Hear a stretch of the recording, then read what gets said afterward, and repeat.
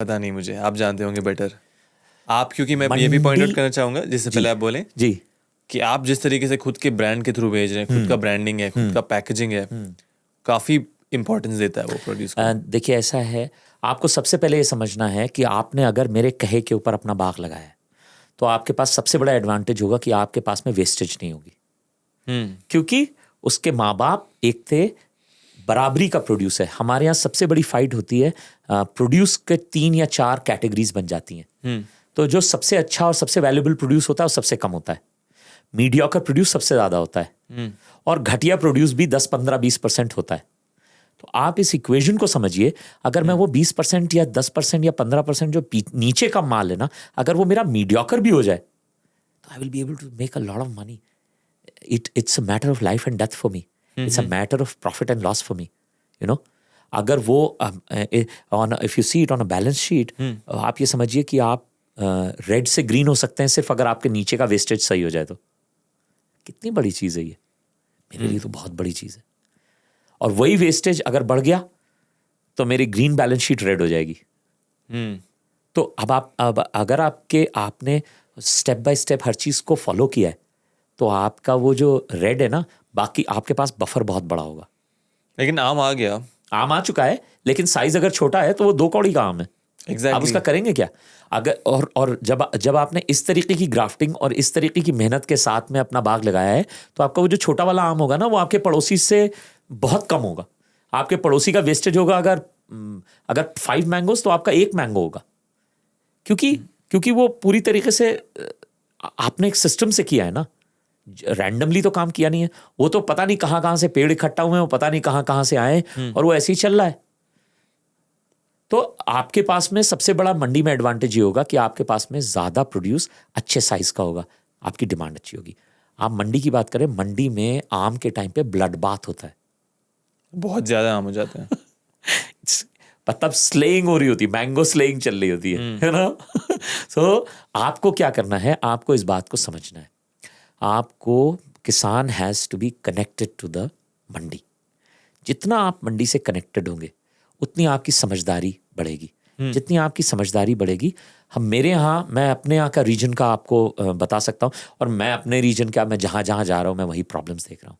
आम उगाना तो फिर ठीक है, मगर आप एक तो हॉपर से नहीं बचा पा रहे हैं अपने आम को, क्योंकि आपकी प्रैक्टिसेस ठीक नहीं है। आपके बाग जो हैं वो इतने घने हो गए हैं कि उसके अंदर वो हेवन है इंसेक्ट्स के लिए। तो जब तक कि उसमें पेस्ट्स बैठे हुए हैं वो आम को सुपरफिशियली इफेक्ट करते हैं। यानी जैसे आपको बताऊं, मैंगो हापर जो है वो एक तरीके का रेजिड्यू रिलीज करता है पेशाब की शक्ल में। वो मीठा होता है, स्वीट ड्यू कहते हैं उसे। स्वीट ड्यू जो है वो जो रिलीज करता है वो मैंगो और प्लांट की पत्तियों के ऊपर जाकर चिपक जाता है। ठीक, अच्छा, मैं जब बात कर रहा हूँ कि स्वीट ड्यू रिलीज करता है तो ये नहीं कि दिन में एक बार, वो दिन में 1 लाख ड्रॉपलेट्स निकालता है, एक छोटा छोटा किट किट किट किट। If you go under a tree that has mango hopper, you will feel as if something, you know, it's raining.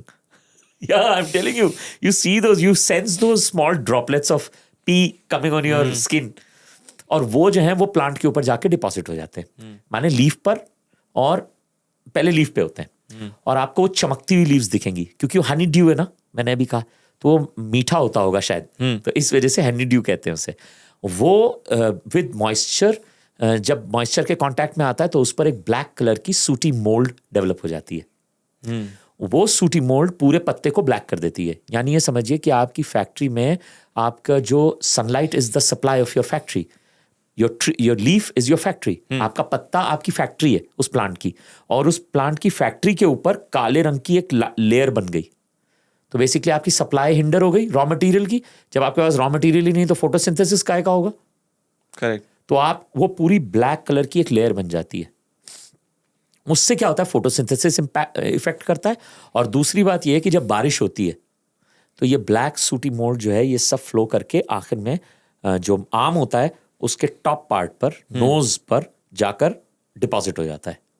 और चूंकि वो जगह थोड़ी सी गड्ढा में होती है, अगर आपने कभी आम देखा हो, हल्का सा यहाँ पर नशेब होता है, एक ऐसे हल्का सा स्लाइट कर्व होता है, ठीक। उस कर्व के अंदर ये पूरा ब्लैक चीज जो है वो इकट्ठा हो जाती है, और फिर जैसे जैसे बारिश होती रहती है फिर ये ओवरफ्लो करके ऐसे ऐसे लाइंस बन जाती है मैंगो के ऊपर, और ये लाइंस जो होती हैं हम लोग अपने बागबानी की जबान में इसको कहते हैं आंसू.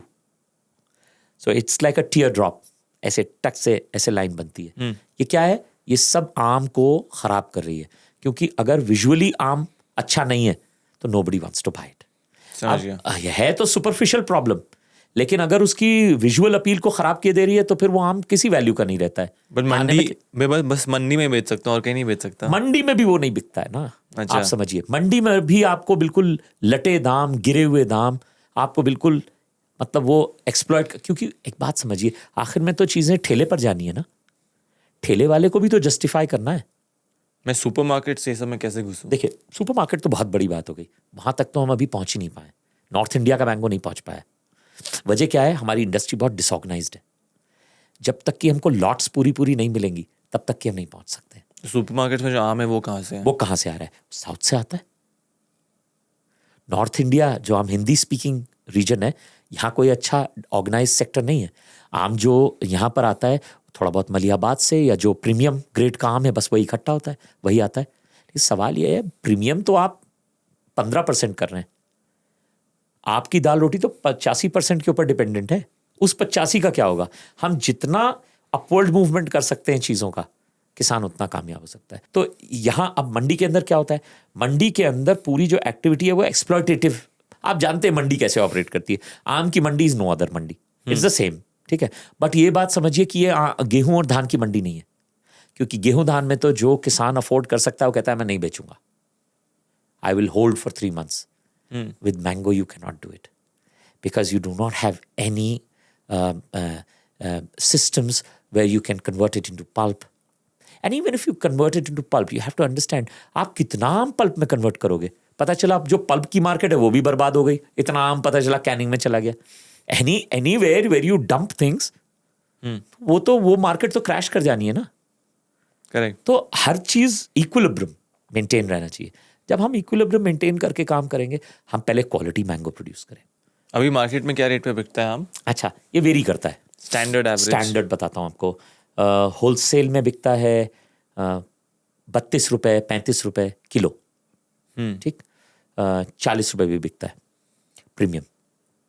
फिर उसके नीचे वाला आता है 30 रुपये 25 रुपये. फिर उसके नीचे का आता है 15 रुपये 20 रुपये. सब होलसेल? ये सब होलसेल रेट्स आपको बता रहा हूँ. ठीक. आम की जो पूरी एक्टिविटी है वो थोड़ा सा डिफरेंटली ऑपरेट करती है, क्योंकि इसमें एक चीज़ जुड़ती है, ढलता जिसे कहते हैं. ढलता मतलब basically vaporisation of the moisture. तो जो आपसे व्यापारी आम लेता है वो आपसे 10% या 12% ढलता मांगता है. ढलने का मतलब समझते हैं ना? ढलने का मतलब किसी चीज़ को सेटल होना.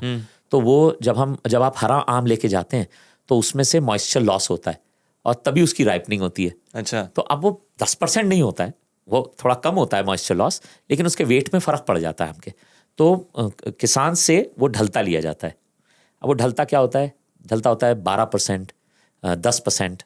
एग्जाम्पल के साथ समझते हैं. मानो स्टैंडर्ड वेट क्या होता है माने आम का? आपने 1 क्विंटल से समझिए आप 1 क्विंटल मैंगो आप लेके गए हैं, तो आपसे वो जो व्यापारी है जिसकी आढ़त है दामों में, दामो नहीं, राजस्थान में, ओके, जयपुर. तो वो आपसे कहता है कि मुझे मतलब 10% का ढलता लूंगा मैं. माने जब आप 1 क्विंटल आम लाएंगे तो वो आपके 90 किलो लिखेगा. Do you understand? समझ गया. माने जब आप 1 क्विंटल आम लेके जाएंगे तो 90 किलो लिखा जाएगा. ये बहुत अनजस्ट नहीं है. होता है वो, लेकिन वो इसीलिए है, लेकिन इतना भी मॉइस्चर लॉस नहीं है. It's a little exaggerated. अच्छा, वजह क्या है उसकी?